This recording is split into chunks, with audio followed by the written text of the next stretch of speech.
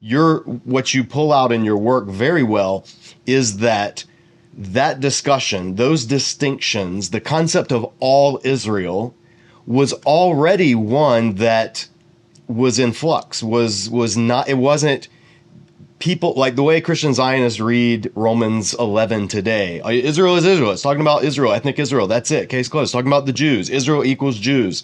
You point out brilliantly, that wasn't even the case in the Mishnah. That wasn't even the case even when they would talk about all Israel, except, and then there's a whole list of exclusions. So what, for viewers who are like, I don't even know what the Mishnah is, like, what is he talking about? How would you put that to somebody, the concept of who is Israel before, outside of Paul, not even getting into Paul yet, just among Judaism? What was that discussion? What were some of the things being knocked around to determine who is and who isn't Israel? Like Samaritans, they're not considered Jews, certainly. Are they Israel? Are they something else? That's a huge part of your book. So if you could tease that out a little bit for noobs who are, that's maybe the first time they've ever even thought of that question. Yeah, I mean, one of the first places to go for this is actually in John 4, where Jesus has this discussion with a Samaritan woman who asks him the question, like, why do you, a Jew, speak to me, a Samaritan? And then it's got this this quote where it says, because Jews do not have common dealings with Samaritans. Okay, well, we tend to read that and look at that and go, oh, that's interesting. Samaritans and Jews are different. But if you remember who the Samaritans are and what their claims are, and to this day, by the way, there's still a very small group of Samaritans active in the land. The Samaritans are Israelites, essentially. They claim to be Israelites who are descended from the tribes of Ephraim and Manasseh. Now, they are rivals to the Jews who have their place of worship in Jerusalem, because as these descendants of the northerners of Ephraim and Manasseh, they say no. The proper place of worship is actually Mount Gerizim and Shechem. Go back to before David apostatized, right?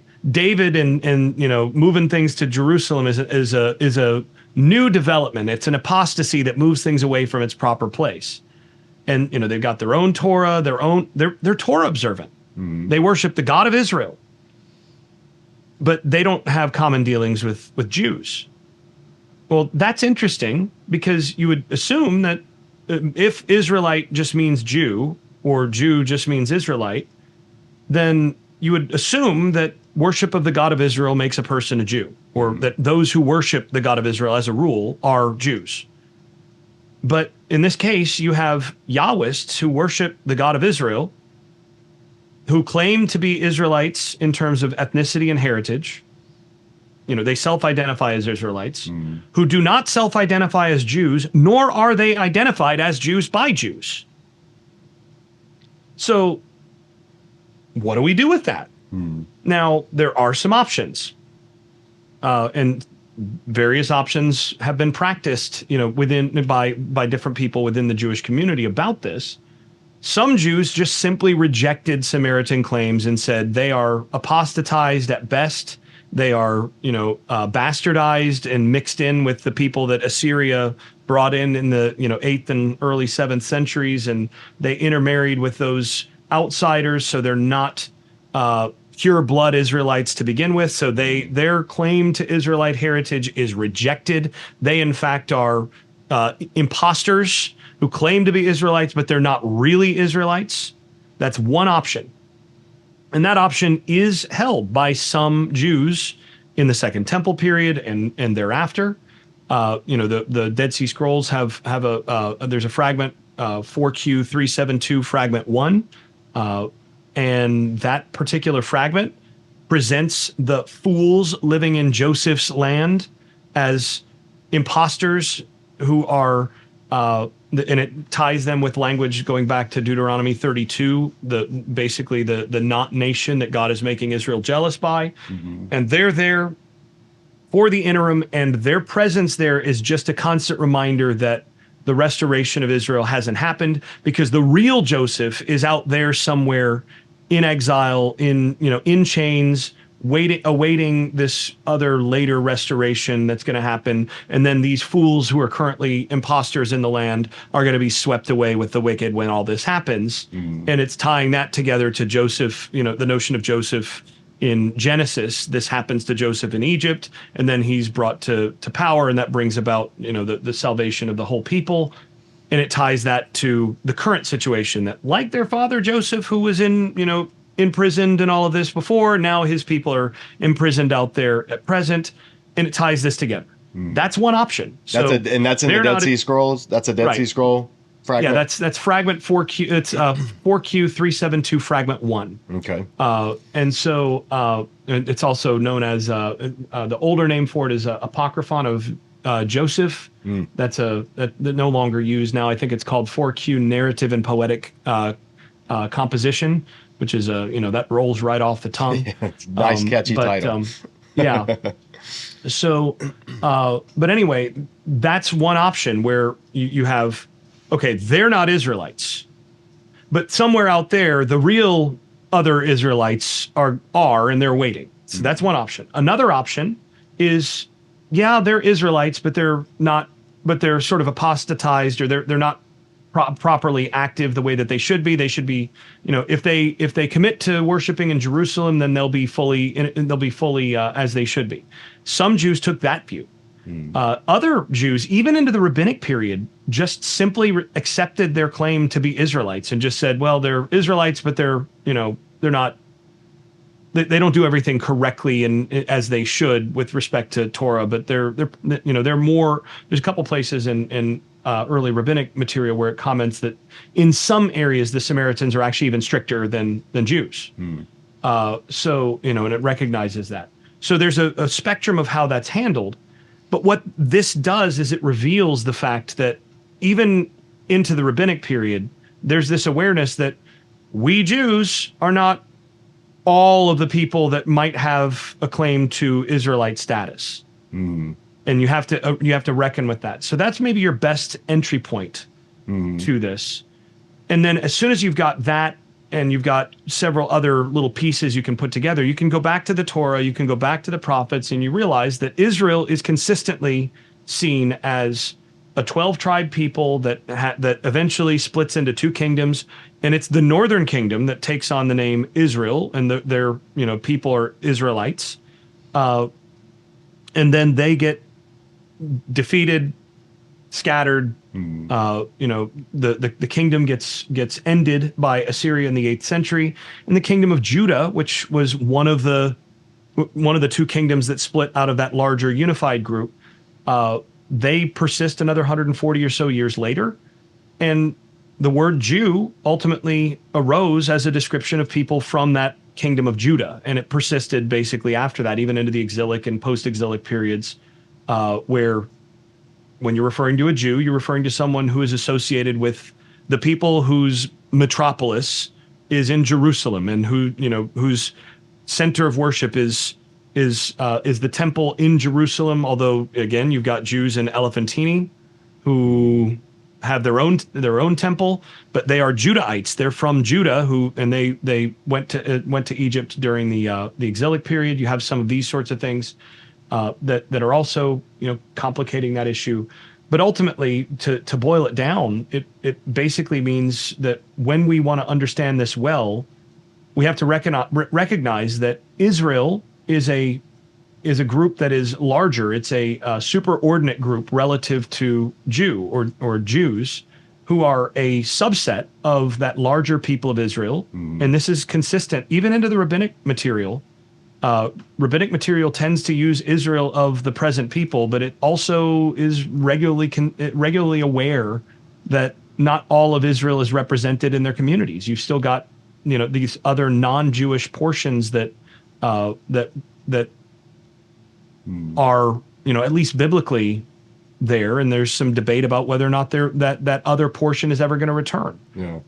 So there's constant awareness of this, and there's a lot of discussion about who counts as in and who counts as out of that larger group of Israel. Yeah, but the problem is there's not a lot of discussion on it among Christians in modern times, and the terms Jew, Judaism, Israel, Israeli, Israelite have all just been lumped together as synonymous. And so then when people are reading Paul, they don't do what you've done very carefully, especially in the second book, which is, hey, Paul's pretty specific about these terms. They are not interchangeable.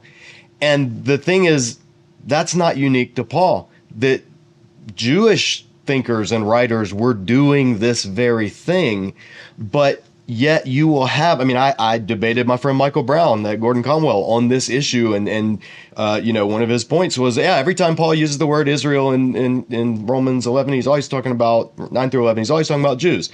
It was just this taken for granted thing, and so therefore the payoff is when he comes to and says, and thus all Israel will be saved, then that immediately people load their theological baggage into it, and they think thus, they read it as thus all Jews will be saved, or all Israelis, modern day, will be saved, or something like that.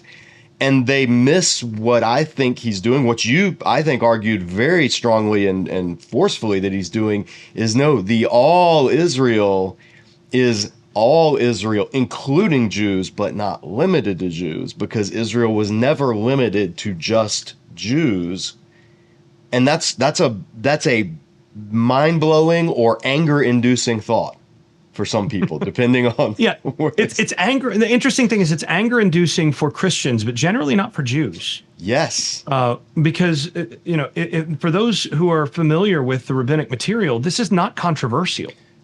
Mm-hmm. Right? It's not controversial to say, well, Israel is a larger group than just the people who came from Judah. And in fact, those terms are used this way. I mean, several of the more traditional more traditional Jews that I know who are really familiar with this literature, when they first read or were exposed to my work, their immediate response was, "Yeah, okay, like it's pretty obvious. Is this not?" And then they realized, like, "Oh wow, scholarship really hasn't." Yeah, that needs to be said. Good for you. Something like that. So now that's not universal, but there are some who have suggested that I could be more precise on certain things, and great, correct it. That's fantastic. Our goal is to do this. Right. But yeah, this is not that controversial outside of Christian circles, where Christians have sort of embraced a view that is not native to Paul's world, and it's not native to generally Jewish theology on this. Yeah. So yeah, as far as you mentioned with the all Israel, if Paul meant all Jews will be saved, then my question is why he didn't say that. Mm-hmm. Right? It's the thing that sticks out to me on this, and this has been noted by interpreters for generations. Paul uses the term Jew frequently in his Jew or Jews, and even in a few places, Judaismos or Judaism. He uses that term pretty frequently in his letters. And he only uses Israel 4 times outside of Romans 9 to 11, which refer to consider Israel according to the flesh, which then refers to the sacrificial stuff in the temple. Then he's got the Israel of God in Galatians 6, which is highly debated. And then the other 2 references refer to biblical Israel. Okay. And then you get to Romans 9 to 11, and he uses it 13 times in those 3 chapters, but really isn't using the word Jew or Jews. So why all of a sudden the switch in terminology when he gets to Romans 9 to 11? If he had meant, I'm talking about the Jews, he had he had no real reason to so suddenly and consistently switch his terminology here. So if he's switching his terminology like that, my argument is he's not doing it by accident. Right.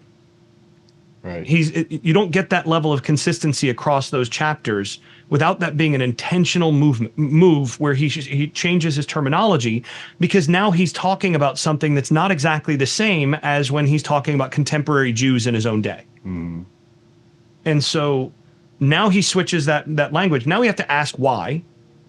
And my argument is that I think the best explanation for that is that he is now broadening the scope to discuss ultimately God's promises to and the fate of the larger 12 tribe people of Israel, the whole covenant people, not just the Jews who are, present and self-identified as Jews worshiping, with their worship centered in Jerusalem, part of the sort of Jewish network of synagogues in that era. He's talking about something that goes back and has a larger scope that goes back to ancient Israel, to the patriarchs, all the way forward through the exiles, and to the descendants of that whole people. He's looking at that. Right. And as you said, the ultimate payoff of this is that when he says, "Thus all Israel will be saved," I think the emphasis is on the all, where it's essentially, yeah, God could have just saved the Jews, but he wasn't interested in just saving Judah. He made a promise to more than just Judah, Levi, and Benjamin. Right. He made a promise to the whole people, and he will keep that promise and is keeping that promise to the whole people, which includes all these other tribes that never have identified as Jews, that were not from Judah, were not associated with the kingdom of Judah and its after effects. Where is the kingdom of, or where is the tribe of Reuben? Where is Naphtali? Where are these others? And for Paul, if God's promise doesn't apply to them, that calls God's fidelity to his people in question. Right. And ultimately his conclusion, and this is the sort of final takeaway of the book, is that God's fidelity to his people Israel, and that includes to Reuben and Gad and Naphtali and the rest, his fidelity to his people and his keeping of his promises extends beyond the grave and is more powerful than death itself. That's his larger argument. And what that means on the level of the people, on the level of the ethnic people of Israel, is that even though some of those tribes may have essentially ethnically died, they no longer exist as a separate ethnic people, God will nevertheless find a way to restore and redeem and reunify even them within the people of Israel. So thus all Israel will be saved, not just Judah. And I think that's the case that he's making. And frankly, I think it's a very elegant case. It's not the easiest argument to make. But I think he once you start to see it and you see the through line, he makes it pretty elegantly.